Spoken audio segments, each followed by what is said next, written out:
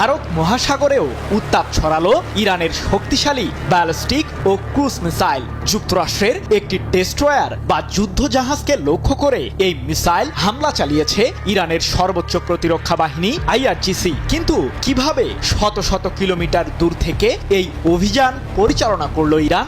এদিকে 230টিরও বেশি আত্মঘাতী ড্রোন দিয়ে মার্কিন সামরিক ঘাঁটির বিরুদ্ধে কাঁপুনি ধরিয়েছে IRGC। যুদ্ধ শুরুর পর শত্রুপক্ষের বিরুদ্ধে এটি সবচেয়ে শক্তিশালী হামলা বলে দাবি ইরানের। প্রশ্ন হলো, মার্কিনীদের বিরুদ্ধে ইরানের প্রতিশোধের আগুন আরো কতদূর ছড়াতে চলেছে?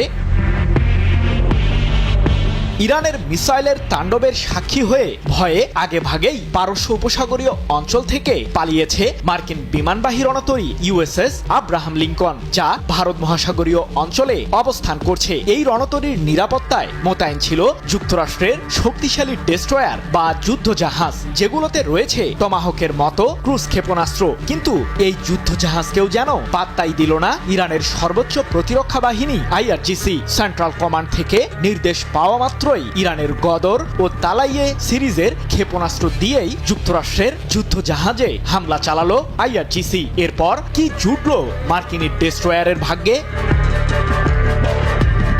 ইরানের মিসাইল হামলার সময় দেশটির সীমান্ত থেকে প্রায় 600 কিলোমিটার দূরে অবস্থান করছিল যুক্তরাষ্ট্রের যুদ্ধজাহাজটি। এ সময় ট্যাঙ্কার থেকে প্রয়োজনীয় জ্বালানি ভরছিল মার্কিনী ডেস্ট্রয়ারটি। কিন্তু পথিমধ্যে ইরানের মিসাইলের তাণ্ডবে সাথে সাথেই যুদ্ধজাহাজটিতে আগুন ধরে যায় বলে দাবি IRGCর। 4 মার্চ এক প্রতিবেদনে বিষয়টি নিশ্চিত করেছে ইরানের রাষ্ট্রীয় সম্প্রচার মাধ্যম প্রেস টিভি। ইরানের সর্বোচ্চ প্রতিরক্ষা বাহিনীটি আরও জানিয়েছে, দেশটির উপকূল থেকে খুব বেশি দূরে অবস্থান না করায় মার্কিন যুদ্ধজাহাজটির বিরুদ্ধে সহজেই হামলা চালাতে সক্ষম হয়েছে IRGC। আর গদর সিরিজের ব্যালিস্টিক মিসাইলটি দিয়ে ইরান সর্বোচ্চ 2000 কিলোমিটার রেঞ্জের মাঝে হামলা চালাতে পারে। এছাড়াও তালাইয়ে সিরিজের ক্রুজ ক্ষেপণাস্ত্রটি 1000 কিলোমিটারের মাঝে থাকা শত্রুপক্ষের যে কোনো সামরিক লক্ষ্যবস্তু নিমিষেই ধ্বংস করতে পারদর্শী। এমনকি এই ক্ষেপণাস্ত্রটি মাঝপথেই তার লক্ষ্যবস্তু পরিবর্তন করতেও সক্ষম।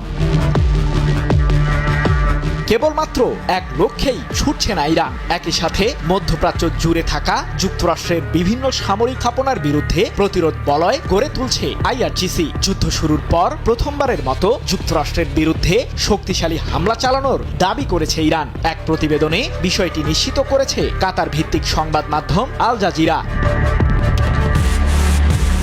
আমি ভরসা রাখি হিরন স্মার্ট ওয়াটার পিউরিফায়ারে।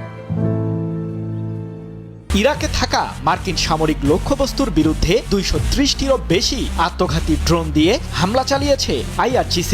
এ প্রসঙ্গে ইরানের সর্বোচ্চ প্রতিরক্ষা বাহিনীটি জানিয়েছে, মধ্যপ্রাচ্যে থাকা যুক্তরাষ্ট্রের সামরিক বাহিনী সহ ইরাকের ইরবিল ও আলী আল সালেম বিমান ঘাঁটির বিরুদ্ধে এই হামলা পরিচালনা করেছে তেহরান।